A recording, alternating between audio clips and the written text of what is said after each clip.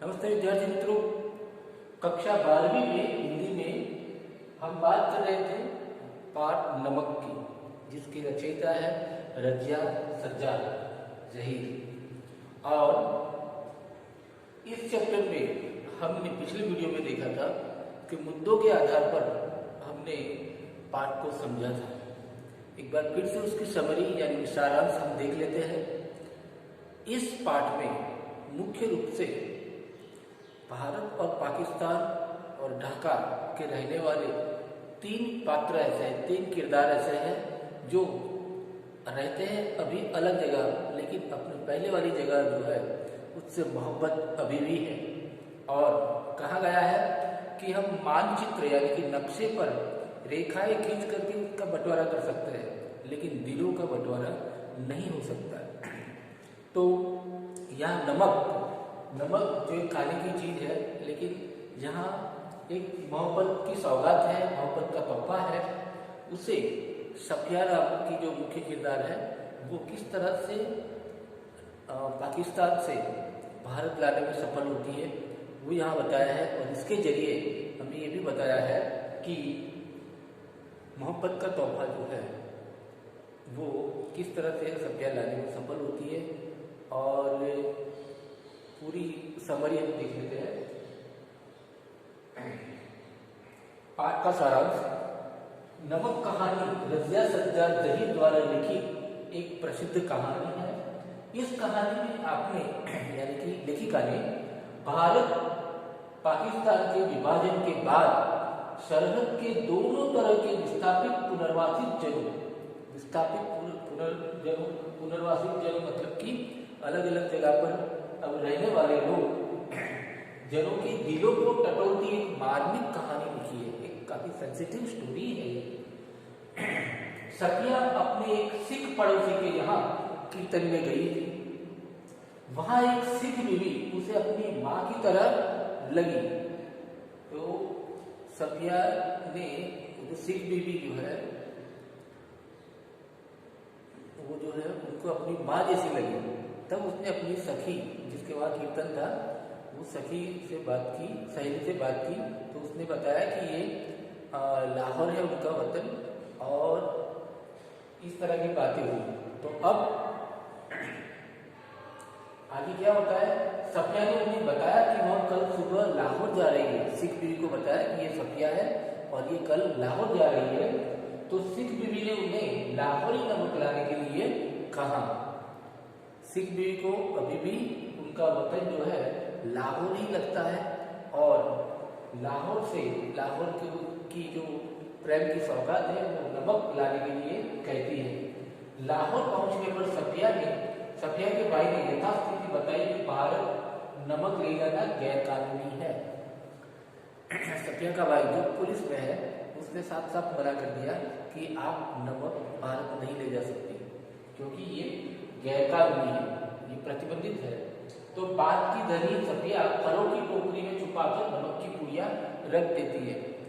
ये जो सफिया है उसने तो ठान ही लिया था, क्योंकि वो सिख बीवी जो अपनी माँ की तरह दिखती है उसके लिए उनकी प्रेम की सौगात ले जानी है, मतलब ले ही जानी है किसी भी सूरत में। तो क्या करती हैं, फलों की टोकरी में नीचे वो नमक की पुड़िया रख देती है। इस प्रकार कस्टम अधिकारियों के सामने आने पर वह मोहब्बत का तोहफा छुपाती नहीं। पहले तो वो छुपा देती है, लेकिन बाद में वो सोचती है कि जो मोहब्बत का तोहफा है उसको छुपाना नहीं चाहिए, बल्कि सामने रख देती है। छुपाती नहीं, लेकिन कस्टम ऑफिसर के सामने ही वो रख देती है नमक की पुड़िया कि मैं ये ले जा रही हूँ, और वो पूरी कहानी सुनाती है।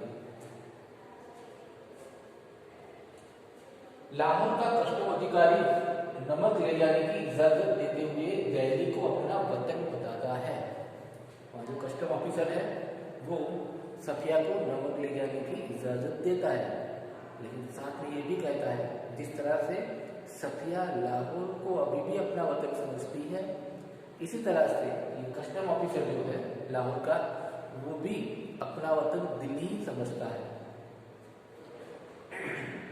इस प्रकार भारत आने पर अमृतसर के कस्टम अधिकारी बंगाली सुनील दास गुप्त जो कि ढाका से है, वह अपनी मातृभूमि ढाका के डर और नजरुल व रविन्द्रनाथ की कविताओं को याद करके भावुक हो जाते हैं।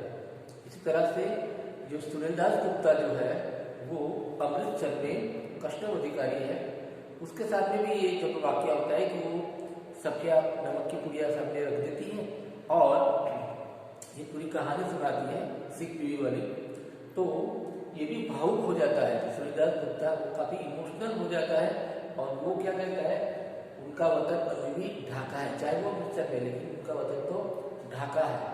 और ये बताया कि ढाका का डाब यानी वो कच्चे नारियल होते हैं, ढाका के वैसे तो हर जगह होते हैं लेकिन वो उनके लिए खास मायने रखते हैं।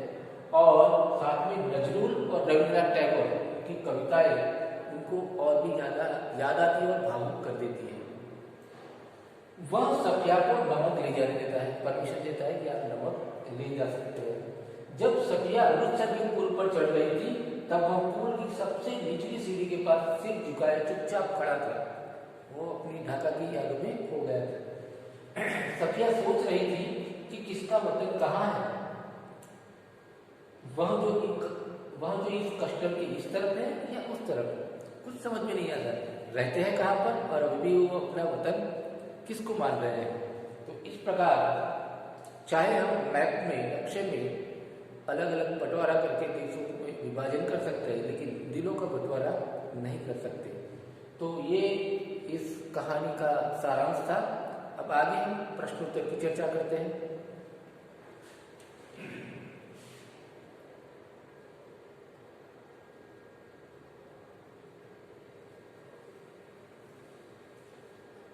तो पहला सवाल है कि सफिया के भाई ने नमक की पुड़िया ले जाने से क्यों मना कर दिया। सफिया का भाई जो पुलिस में है उसने सफिया को मना किया था कि आप भारत पाकिस्तान का नमक नहीं ले जा सकते, क्योंकि ऑलरेडी जब बंटवारा हुआ तो सबसे ज्यादा नमक वाला हिस्सा तो भारत के हिस्से में है, तो और गैर कानूनी भी है, तो इसलिए उसने मना किया था। देखते सफिया के भाई ने नमक ले जाने से इसलिए मना किया क्योंकि भारत को नमक निर्यात प्रतिबंधित था, यानी भारत में एक्सपोर्ट करना नमक वो प्रतिबंधित था, बैन था। यदि कोई चोरी से नमक ले जाए तो कस्टम अधिकारी से गुजरना पड़ता है और कस्टम वाले क्या करते हैं, सामान की एक एक चीजें बिखेर देते हैं, पूरा सामान जो है बिखेर देते हैं चेकिंग के लिए। वैसे भी भाई का मानना था कि बंटवारे के समय ढेर सारा नमक भारत के हिस्से में आया था, अतः भाई ने सफिया को नमक ले जाने से मना किया।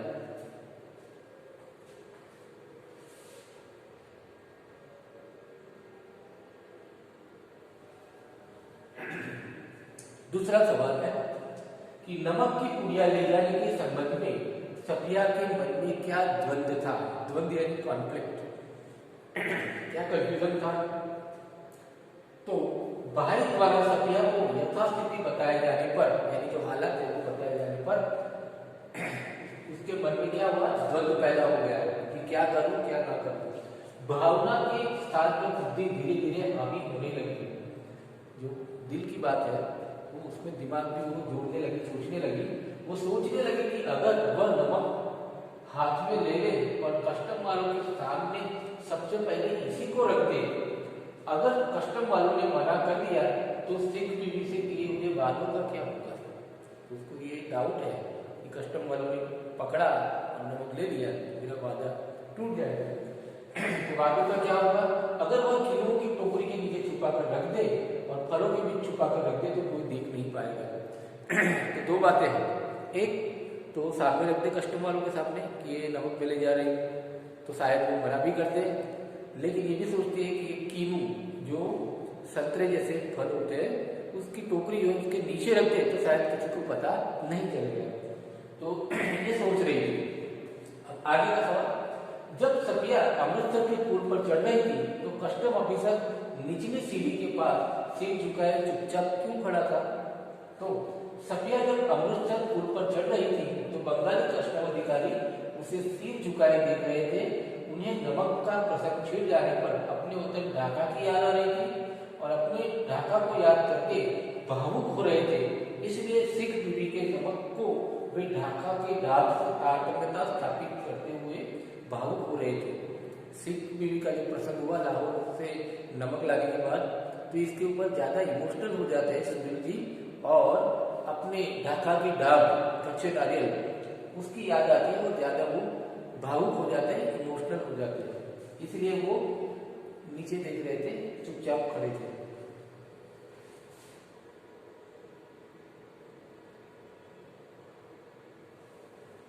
लाहौर अभी तक उनका वतन है और दिल्ली मेरा या मेरा वतन ढाका है जैसे उद्गार किस सामाजिक यथार्थ का संकेत करते हैं। तीन व्यक्ति ने डायलॉग बोले थे अलग अलग। लाहौर अभी भी उनका वतन है, ये सिख बीवी ने बोला था, और दिल्ली मेरा वतन है बोला था वो जो लाहौर के कस्टम अधिकारी ने, और मेरा वतन ढाका है किसने बोला था, ये अमृतसर के कस्टम अधिकारी सूरजदास गुप्ता ने बोला था। तो ये जो उनके डायलॉग है वो किस सोशल रियलिटी को हमें बताते हैं, वो हमें बता रहा है कि उपरोक्त कथन विभिन्न व्यक्तियों द्वारा विभिन्न समय पर कहे गए हैं, लेकिन सबके बीच एक समानता थी, वह है अपने वतन से प्यार।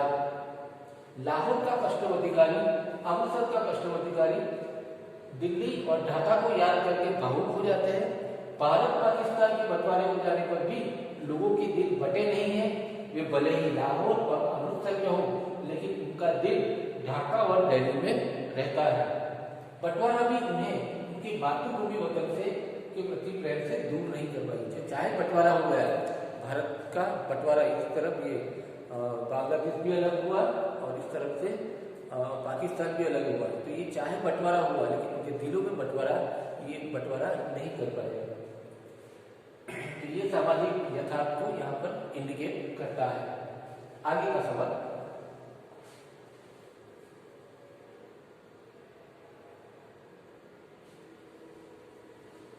यहाँ सफिया की जो चारित्रिक विशेषताएं हैं, उनके कैरेक्टर की बात हमें यहाँ करनी है। नमक ले जाने के बारे में सफिया के मन में उठे द्वंद्व के आधार पर उसकी चारित्रिक विशेषता को स्पष्ट कीजिए। तो नमक ले जाना है, इसके लिए जो प्लान करती है, सोचती है, तो इसके बेस पर हमें सफिया का कैरेक्टर बताना है कि वो कैसी है। तो नमक ले जाने के बारे में सफिया के मन में अनेक द्वंद्व उठे, अतः पाठ के आधार पर हम निम्नलिखित चारित्रिक विशेषताएं देख पाते हैं। क्या? पहला उसका ये विशेषता है, क्या है? पहली कि सफिया में भावुकता की भावना विद्यमान है, काफी वो सेंसिटिव है, इमोशनल है काफी। सिख बीवी के कहे अनुसार वह लाहौर के नमक को भारत ले जाना चाहती है। सफिया, दूसरी विशेषता, सफिया अपने वादे को किसी भी प्रकार पूरा करना चाहती है। भाई द्वारा चेताए जाने पर, अलर्ट करने पर भी वह कीनों के फल की टोकरी में छुपाकर नमक ले जाना चाहती है। आगे तीसरी विशेषता, सफिया के मन में किसी प्रकार का कपट का भाव नहीं है, इसलिए वह मोहब्बत के तोहफे अर्थात नमक को सीधे सीधे कस्टम अधिकारियों के सामने प्रस्तुत कर देती है, और तो उन्हें समझाने में भी सफल भी होती है कि क्यों नमक ले जा रही है, क्या है।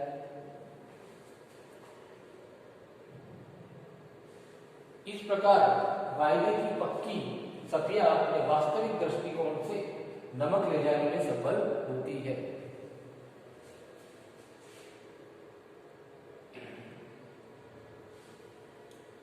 अभी काफी अहम सवाल है ये कि मानचित्र पर यानी नक्शे पर लकीर खींच लेने पर से जमीन या जनता बट नहीं करती है। उचित तर्कों और उदाहरण के जरिए इस बात की पुष्टि करें, यानी हमें सिद्ध करना है, साबित करना है कि नक्शे पर लकीर खींचने से जमीन और जनता बट नहीं जाती है। मानचित्र पर एक लकीर खींच देने पर से जमीन और जनता बट नहीं जाती है। इसका अर्थ यह है कि भले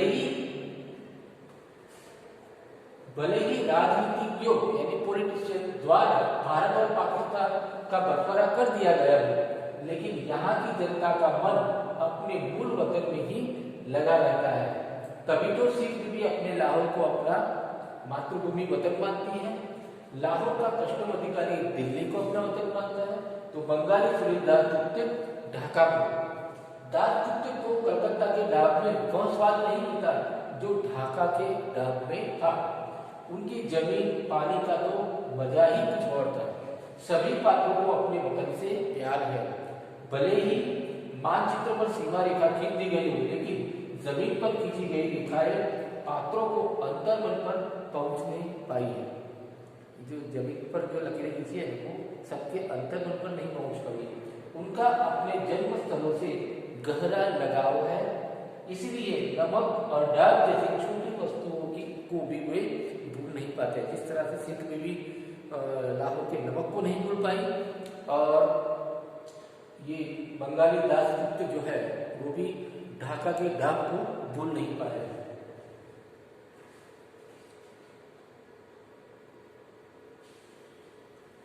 ये आखिरी सवाल है, नमक कहानी में भारत व पाकिस्तान की जनता के आरोपित भेदभाव के बीच मोहब्बत स्वाद जुड़ा हुआ है। मोहब्बत का स्वाद है कैसे? तो नमक कहानी के आधार पर हम यह समझ पाते हैं कि भारत और पाकिस्तान में रहने वाली जनता को अपने मातृभूमि से लगाव है। अभी भी विस्थापित होकर आई, यानी वहां से माइग्रेट करके आई सिख बीवी को आज भी लाहौर को ही अपना वतन मानती है और सौगात के तौर पर वहां के नमक ले जाने की फरमाइश करती है। कस्टम अधिकारी नमक ले जाने की इजाजत देते हुए जिसे ले जाना गैर कानूनी है वो भी देता है, दिल्ली को अपना वतन मानता है। इसी प्रकार बंगाली सुनील दासगुप्त ढाका को अपना वतन मानता है। वहीं पर सफिया को अपने भाई बहनों परिचितों से प्रेम करती है। भारत पाकिस्तान की जनता के स्नेह को दर्शाता है, जिसे विभाजन भी बांट नहीं पाया है। तो दोस्तों, ये आज हमने इस वीडियो में पूरा सारांश फिर से देख लिया और प्रश्नोत्तर की भी हमने चर्चा कर ली। अब आप लोगों से निवेदन है कि ये प्रश्नोत्तर अपनी नोटबुक में कॉपी करें, खूब पढ़ाई करें मन लगाकर, और दिवाली की शुभकामनाएं, और आपकी सेहत अच्छी रहे, आपके परिवार की भी सेहत अच्छी रहे, ऐसी शुभकामना के साथ धन्यवाद।